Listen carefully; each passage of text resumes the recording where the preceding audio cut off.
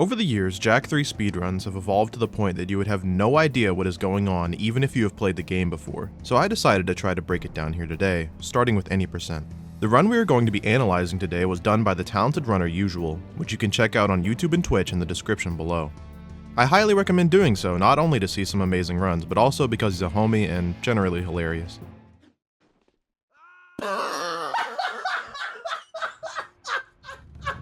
Anyway, with the glazing out of the way, let's start off on the first mission of the game, Training Course. This mission casually is about collecting these 35 tokens which spawn the end trigger of the mission. A strange quirk about these tokens is that they count as collected when the camera gets far enough away from them to deload them. To achieve this in an any percent run, we are going to perform a proxy. In the Jak trilogy, there are three main types of collision: ground, wall, and obstacle, represented here by red, blue, and purple respectively. The one we care about here is ground. Anytime Jak touches ground collision, he is considered, well, grounded. If this ground collision is sloped or otherwise weirdly shaped, we can jump into it at an angle and our jump will be cancelled, and we will be considered grounded again. If we hold the right angle into this collision and spam jump fast enough, with a little bit of luck on our side, we'll get flung sky high into the air. During this, the camera will hopefully follow and we'll get enough height to deload all the tokens and finish the mission. This rock here is the perfect candidate, but how can we walk on the lava to get there? This is where another glitch comes in, the invulnerability glitch, or invuln for short. When Jak takes damage on the lava, during this bounce animation he is given two state flags, dead ignore and disable attacks, which are then cleared at the end of the animation. We can interrupt this animation by pressing R3 to go into first person mode on the same frame that Jak touches the lava. For some reason, this method of obtaining invuln is dependent on lag, so during the movement to the lava after hitting the starting trigger, Usual moves his camera into a specific position to try to generate as much lag as possible before hitting the lava. He then starts making his way to the rock and attempts the proxy. Once he gets launched, he starts spamming square to ground pound at the apex of the proxy to start falling faster. Now's a good time to mention a side effect of invuln. While having the dead ignore flag, you cannot activate cutscenes. So if Usual were to fall straight into the end trigger, the mission wouldn't end, and the game would just get stuck on a black screen while he would still have control of Jak until he got rid of the flag.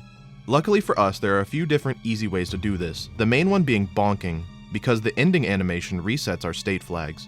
So if we bonk, the end of the animation will remove the glitch. Usual lands on the platform to the right of the end trigger and punches into Damus to initiate a bonk, and then punches into the end. One final thing you may be wondering about before we move on to the next mission is, how did Usual not take fall damage from that height? This is relatively simple. To determine whether or not Jak should take fall damage, the game compares the landing spot to where Jak started a jump, which is why spinning before landing lets you avoid fall damage. But in this case, the game checks where the proxy started, which is below the platform, leading to a safe landing. After skipping the cutscene, we are now on to the second mission of the game, which most people just call Arena. Our task here is to kill 20 marauders, proving our worth to Damus. In the cutscene we just skipped, we are given our first gun, a shotgun weapon called the scattergun, which can one-shot these enemies at close range. So the optimal strategy is to get close enough to the first guy, kill him, and then continue punching and one-shotting in a counterclockwise motion. When this mission starts, we are on a timer. There is a lava rising cycle that happens every 15 seconds, during which no enemies can spawn. The max amount of enemies we can kill before this happens to be the exact same number, 15, or 5 on the endgame counter counting down. After this 15th enemy is killed, regardless of cycle, Jak will be forced into his Dark Jak form to introduce the player to the mechanic, meaning we want this transformation to happen while we are waiting for the lava cycle to rise. After this transformation, the strat for killing the marauders changes into a well-timed punch and spin. Once the final guy is killed, a cutscene will play of this elevator rising from the lava, which we ride up to the end trigger. To skip a bit of waiting, Usual jumps on the elevator and then jumps again as he lands to get some extra upward momentum from the elevator bouncing, getting to the end trigger slightly earlier. The orb he grabs here behind Damus has no impact on the run and is just for swag. After the cutscene, he flicks between the scattergun and the newly acquired blaster mod, as the game won't let you move until it registers you have swapped to it. After he's allowed to move, he makes a beeline to the lava to perform a different form of invuln. Whenever you spin and shoot with the gun out, it plays a special animation, which can be used to interrupt a lava bounce. This method is also frame perfect, but is not dependent on lag. With invuln active, Usual can now leave the arena and walk past Cleaver, ignoring the cutscene that starts the next mission thanks to the dead ignore flag, and make his way to the desert through the garage, which would be locked if he started the previously mentioned mission. A combination of punching and roll jumping is the fastest way to move on foot, so we will be seeing a lot of that. Once in the desert, Usual will have to deal with a new hazard, the randomly spawning marauder cars. These cars spawn up to a cap that is randomly rolled every 15 seconds in a range between 1 and 4, and will despawn if off screen and not targeting Jack for around 3 to 4 seconds. So during his punch and roll jumping chains, Usual is moving his camera and paying close attention to the minimap, reacting to the spawns he gets, occasionally sacrificing his line through the desert to avoid keeping a car spawned, as if they are left alive they can drive over and around you, risking bonks and slowing you down. This is probably a good time to discuss where he's headed and why. Right now he wants to make his way to the temple, where various missions take place. The main two we are interested in are Climb Monk Temple Tower and Rescue Seam. If you are able to make it to certain triggers that update your tasks, aka your position in the mission tree, the game will give you everything you would have unlocked at that point. This quirk of the task system is referred to as a percentage warp, a nod to the percentage counter on the save screen and how it increases when you make it to one of these triggers. Because as far as the game is concerned, this is the exact same as making it to that point casually. The mission Rescue Seam is at the very start of Act 3, so if we percentage warp to it, we will unlock 11 out of the 12 guns, the jetboard, our fastest form of on-foot movement, and most importantly, access to the carrier, which will take us to Haven City and leads to the final gauntlet of the game's missions. If you want to learn exactly how this Rescue Seam temple skip was found, check out Ricky's complete history of Jak 3 speedrunning. Back over to Usual, once he makes it to a certain point in the desert, the cars stop spawning and he only has to worry about the lines he's taking and avoiding losing invuln by bonking. Another effect of invuln, specifically the dead ignore flag, is that once you make it to the ocean where a tentacle would normally kill you, it just never spawns, making this version of desert roll jumps possible. Oh, and it lets you punch and roll jump on the water instead of swimming for whatever reason. I don't know, man. He makes his way up to the waterfall you would normally jump across with a dune hopper, bonking intentionally along the way to get rid of invuln as it is no longer needed. To make it across this massive gap, he needs to perform a boosted uppercut, or boosted for short, by slowly walking off the ledge and then pressing square, X, and circle in a quick succession. This piece of tech abuses the lesser friction on ledges, as well as the few frames of coyote time you have before you are no longer considered grounded, to get more horizontal momentum than intended, allowing us to cross large gaps across the original trilogy. With that, he is able to make it to the trigger for the starting cutscene of Climb Monk Temple Tower, performing the first percentage warp of the run, giving us access to the beam reflexor gun and more importantly the wave concussor gun, which pops us up in the air slightly when shot, essentially giving us extra jumps as long as we have ammo. Usual uses this immediately to clip out of bounds through the top of this pillar which lacks collision, and performs another boosted to make it to the temple hallway, remaining out of bounds. For the skip to Rescue Seam to work, it is essential to stay out of bounds to avoid hitting triggers that would warp you to Find Oracle in Monk Temple, and deactivate a checkpoint trigger we need to hit later on. Keeping Oob, he makes his way down the hallway, making sure to hit a loading trigger for the rest of the temple, signified by the ocean in the background deloading. He then heads further down, doing a boosted uppercut along the way. Now he makes it to the major obstacle for temple skip. This hallway has barely any collision sticking out, just barely enough to stand on without clipping in bounds. During this movement, you not only have to worry about not falling into the void, or clipping back in bounds, but also make sure your camera hits a loading trigger that barely sticks out of bounds. As you can imagine, doing this all in one motion is very difficult. Usual, being the Chad he is, opts to perform a double boosted chain across this gap, the first of the chain utilizing a precisely timed concussor shot to get a bit of extra height while maintaining the momentum of a boosted, barely landing out of bounds after adjusting, then doing another boosted moving his camera left towards the hallway mid-air, getting the load and continuing on. Once he's gone all the way around the circle room, he does another concussor boosted across this gap, making it into the rotator room. He performs a concussor jump onto this pillar and attempts an ABBA bounce, named after the player who discovered it. Whenever you try to ground pound on the previously mentioned wall collision, after a second or so Jak will pop back up into the air, and if you press X within a 3-frame window during the start of the bounce, Jak will perform an extra high jump. This lets us get high enough to touch the rotator, which acts as ground collision, giving Jak grounded frames when touching it, allowing Usual to jump off of it, spin, and shoot the wave concussor to make it to this higher level where the checkpoint trigger intended for the jetboard test mission is.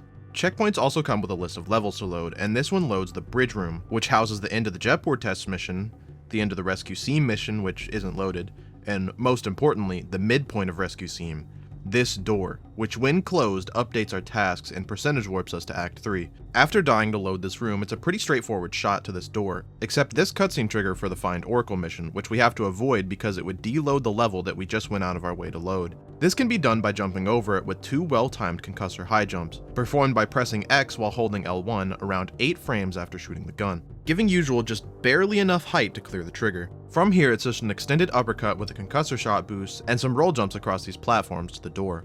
Once he gets close enough to the door for the opening animation to play, he punches away. Once it's closed, the task list gets updated and the percentage warp is performed, letting him use the jetboard after hitting this light eco well to fill up for a later trick. He coasts on the jetboard into this pot filled with skull gems to afford a side mission later on in Haven. After they are fully collected, he restarts mission to warp back to the starter temple.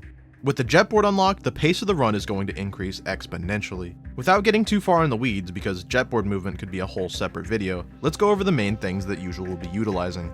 There are 4 types of jetboard jumps. Normal jumps with just an X press, a boosted jump that gives a bit more height by timing a jump a bit after you land, a launch jump by holding L1 before jumping that gives a little bit more height, and a boosted launch jump, the same as a boosted jump just with an L1 hold. If you hit R1 after jumping and move the stick left or right, you can perform a 360. Once you land this 360, it will give you a speed boost. We call these side flips. If you hit L1 or L2 after a jump and move the right stick in any direction, you'll perform a trick. If you instead move it left or right while holding L1 or L2, then moving it quickly up or down in a half circle motion, you'll perform a trick cancel, canceling one trick into another. After this trick cancel, you can keep the stick held up or down, and then tap L1 or L2 again to do another trick, infinitely gaining height each time you do so. This is known as the hover glitch and leads to some insane routing potential showcased beautifully in this run. Once he's at the starter temple, he immediately starts hovering backwards towards the door, which lacks collision at the top while its opening animation is playing. Spinning at the end to get a side flip and build speed towards the dune hopper sitting outside. Whenever a car is destroyed in the desert, you get warped back to the garage, which we can abuse to make it to the carrier as soon as possible by driving the dune hopper over after the warp. One fairly long load later, we are in Haven City. Our goal now is to get to Palace Ruins on the other side of the city. To aid in this, we have the verbosely named super fast hoverbike glitch, which we perform by doing the slowing down time ability Light Jack Freeze, and building up momentum by shooting the zoomer vehicle around with a charged wave concussor shot. To make this a bit faster, Usual spins and shoots the gun before charging 2 shots consuming twice the ammo. Once time reverts to normal after getting on the zoomer, Usual goes flying towards his destination. This is a decently large area, so we found a few death warps to speed this travel time up. The first one occurring at this corner out of bounds. Unlike previous checkpoints, this one isn't dictated by a trigger, and is instead changed based on the camera being far enough out of the intended play area of the loaded level, visualized here via the outside of BSP debug text. After this warp, Usual makes sure to grab some ammo crates with the jetboard along the way, to help with ammo management on final boss later on. He makes his way to this zoomer, which just so happens to be placed slightly out of bounds, letting him turn around and drive oob, skipping some corners, giving him a straight line to his next destination, switching hover zones with R2 to dip below the floor and not falling into the void, getting another outside of BSP checkpoint warp into New Haven. He then moves to this side mission, unlocking it with the previously collected skull gems. Once the cutscene ends, he shoots the mass inverter gun unlocked by the percentage warp earlier, which puts nearby enemies into a zero gravity state, reducing the chance he gets hit during this next bit of movement. He hovers out of bounds, curves left and then back right, hitting a loading trigger for the next section out of bounds, building up speed and hovering inbounds. His angle is a bit far left to the tunnel he needs to enter, so at the end of the hover he mashes X to enter what we call the free fall state, and adjusts right, landing in the tunnel to ruins. On the walk down, the camera passes through a trigger that deloads the previous area. This ends up storing the side mission, which will have a major impact in an upcoming mission. As you can see, the level isn't loaded yet, but luckily for us, at the very end of the tunnel is a loading trigger for a level that contains the other assets used in the stadium level, including the cutscene for the start of the mission. Hitting this cutscene not only percentage warps us to the final 5 missions of the game, but also loads in the rest of the level, making this out of bounds entry possible. Due to the side mission storage, the enemies and a few assets that are usually present in this level are not loaded. Once the cutscene is skipped, Usual immediately guns it for the required loading triggers for the end of the level, taking super optimized lines. The first of which is over this wall through this section. After dismounting, he punches and gets back on, making sure to get this red ammo crate for final boss, and then he lines up a hover to bounce off this wall, giving him the perfect angle, spinning during this hover to get a side flip when he lands. This next loading trigger is camera based, so after he makes it over this tiny arch, he holds left to push the camera further in, while ending his hover and mashing X for a free fall to land on this collision that you would never see in normal gameplay, jumping and spin hovering immediately to not fall into the void and continuing on to the last loading trigger, which is on the other side of this jump. He then hits a final double side flip hover to the end of the level, reassuring himself during it that I can do this. I can do this. I can do this. During the small respite. This next mission, Breakthrough Ruins, or BTR for short, is supposed to spawn you in the car.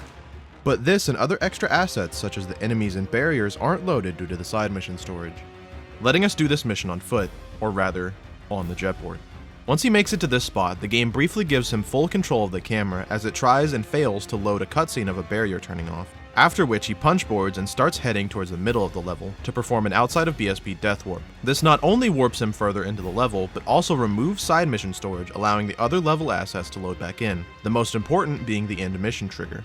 From here it's a fairly straightforward shot to the end, hovering up through the ceiling and free falling back down to hit 2 loading triggers for the end, which if missed could potentially lead to a soft lock if not reacted to. Subrails is thankfully very straightforward.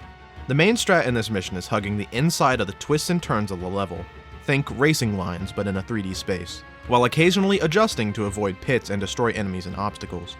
There's also this strange quirk where the car goes faster when it's upside down, so midway through and at the end he tries to flip and get some speed.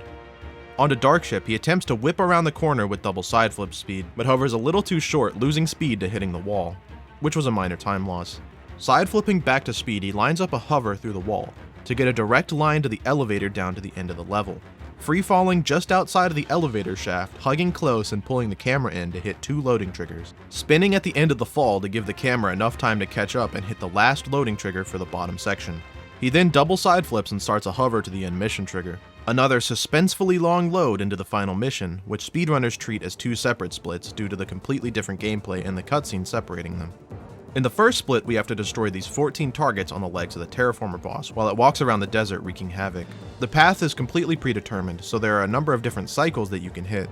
Usual goes for the fastest one known at the time for the any % categories, aptly called Fast Cycle, which is a pretty straightforward path where the only real worry are the mines that the Terraformer randomly drops, which can mess with the car's auto aim at times, or make you lose speed, or completely one-shot you for no reason, but that's very, very rare.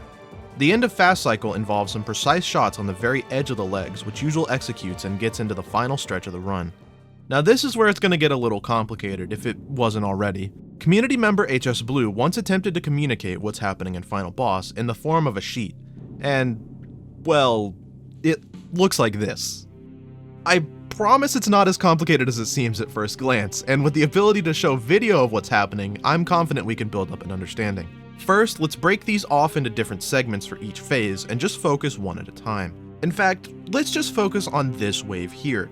So this black line represents the arena, which we can visualize here in the game. The first set of spawns are these 3 circles here above. Looking at the legend, from their shape we can see that these are set spawns, meaning they always spawn at the same spot. Their color corresponds to their size, so in the first wave there will be 1 full-size enemy to the left, 1 small enemy in the middle, and a medium-sized enemy on the right. Then 2 more small enemies will spawn in random spots, indicated by the green pill shapes. Once every one of these enemies is dead, the next wave will spawn. 2 medium ones on the left and right, 1 small one in the middle, and an undetermined small. If at least 2 of these are killed, 3 smalls will spawn, followed by 2 undetermined smalls. The boss will fire a laser and show his weak spot after the last ones are killed. Now let's watch this phase on Usual's end. First off, he needs to make it up to the arena from the start, which he does with some well-timed concussor jumps. He then shoots the beam reflexor, aiming to bounce the shots off the tentacle and in between the enemies to knock them off the platform, killing them as fast as possible, avoiding the larger enemies splitting apart and delaying the next wave. During the wait between waves, he positions himself behind where the enemies will spawn to increase the odds of the enemies dying on the arena for more ammo drops. He then pulls out the previously mentioned mass inverter as the boss is charging his laser, firing the gun shortly after. The mass inverter actually does an initial tick of damage when enemies first enter its radius, and we can use this to hit the boss's weak point the instant it's revealed. This is not only faster than using any other gun, but also gives Usual more time to clean up any ammo pickups left on the arena. Now let's head back over to the example arena to go over phase 2. Looking over phase 2 again, you may notice some similarities. The phase starts the exact same as the first, with a big, small, and medium followed by 2 smalls. This time, however, there are 2 spinner enemies between this and the next wave. After the second spinner, we are back to the medium into 1 small, and then the 5 smalls after. This time, after the laser is fired, a new set of spawns extend the phase, starting with 2 smalls, a single medium, and finally a large and a small. The boss needs to fire 3 lasers to finish this phase, so this is practically an auto-scroller section unless something goes catastrophically wrong. The third phase completely repeats the second phase until the transition into phase 4, so let's go back over to Usual and see how he executes this. He starts by grabbing some ammo while waiting for the phase to begin during the slam, and then shoots out the gyro burster, a spinning disc that shoots out a hail of 50 bullets. While this is firing, he pulls out the arc wielder, which shoots out a beam of electricity and aims for the big guy on the left to shred through him to try to keep as many kills on the platform for more ammo drops. He tries to take out this spinner but ends up a little bit too close and tanks the damage instead. At this point in the game we have a ton of health, so it's not really a big issue unless the runner isn't paying attention for the rest of the fight. For the last spinner, he times a mass inverter shot to kill it as soon as possible. These spinner enemies only have 1 health, so the initial damage tick kills them instantly. Now in anticipation for the next wave, he pulls out the Supernova, a gun affectionately nicknamed the Nuke because it's just straight up a nuke that clears the whole screen. He shoots it at a specific time, so it goes off right as the enemies land. This kills all 3 starters at once, causing the next wave to spawn along with the one small after, since he instantly cleared the bracket to start that next wave, saving around 3 seconds. He does the same positioning for ammo drops and spams the beam reflexor. Onto the laser firing section, he kills these last spawns with the arc wielder to preserve ammo and avoid knocking them off the arena, shooting the mass inverter during the last laser for an early hit. Now the phase repeats. After the first wave of enemies, he gets just enough purple ammo for 1 quick kill on the last spinner, and another nuke. Doing this is fairly risky, but he goes for it in hopes and prays for enough purple ammo for 1 last nuke in the final phase. We have to get enough purple ammo for laser skip. If we don't have 10 by the end, we're in trouble. We have 4 right now. We have 5. 6. Should be like 8. Please, God. Please give me enough. I have enough. I have enough. The game decides to be nice to him, giving him 11, letting him cash in the early hit time save as well. Now, let's go over the final phase. While the enemies are spawning for this final phase, the boss is firing a barrage of lasers. If you can progress through these waves fast enough, you can skip the very last one, saving a whopping 8 seconds. Memorizing this next sequence is imperative. The first wave is our familiar friend, big, small, medium, followed by 2 smalls. Next is a single lonely spinner. Then the medium, small, medium, followed by 1 small. Second to last is a group of 5 smalls, accompanied by a spinner this time. And finally, 1 pair of smalls and a spinner. Once the final laser is done firing, or laser skip is performed, the boss will slam into the arena 3 times, and then show his weak point for 1 final time. Let's head back to Usual and see if he can clutch out a laser skip. After some prayers, Usual times the nuke correctly and starts firing the needle laser, a gun which fires auto-targeting projectiles at a steep ammo cost, which is why he saved it for last. He times a mass inverter shot to deal with the lone spinner and readies the gyro burster for the next wave, spamming it down with needle laser as well. For the last 2, he switches to the arc wielder after using the gyro to conserve ammo again, because the final enemies are all just small versions, they only require 1 hit to kill. It also lets him cover a lot of ground fast by whipping around the arc wielder to hit any stragglers. This is gonna be close, man. Please, laser skip work. I'm begging you. Please. I think I got it. I think I got it. I think I got it. I think I got it. Yes! Yes! Yes! Thankfully, the begging works out and laser skip is hit. For this final weak point, the mass inverter strat doesn't work for whatever reason, so he instead pre-fires the needle laser and basks in the glory.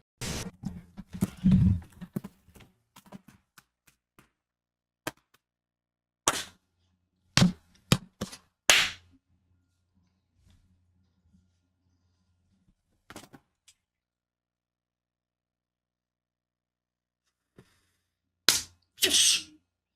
Yes! Yes! Yes! Yes! Yes! Yes! Yes! Yes!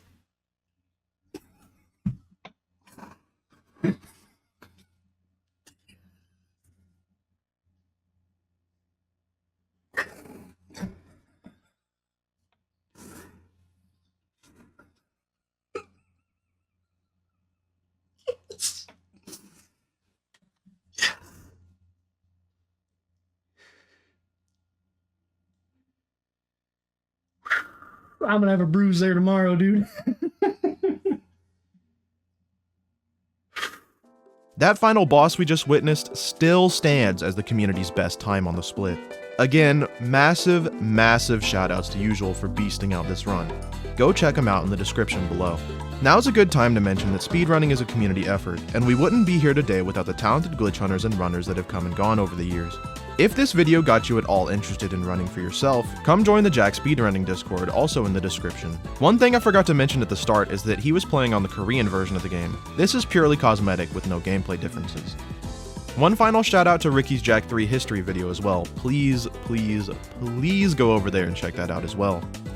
Alright, so now I'm going to yap a bit about myself, so feel free to click off now. Thank you for watching. If you enjoyed this video, please let me know. I'm excited to do more in the future. I'm still deciding on what exactly I'm going to do, but it's for sure going to be something Jack related, so if that interests you, a sub would be greatly appreciated. I also stream runs myself over on Twitch. Before I got the drive for this project, I was attempting to take back the any % know out of bounds record, so you may see some more of that soon. I'm also a little worried about the video style. I tried to pack as much information as possible, and I'm not sure if it came off as too overwhelming, so let me know how you feel about that too. That's pretty much all I've got to report for now, so thank you so much for making this far. Hope life treats you to something nice soon, and peace out, y'all.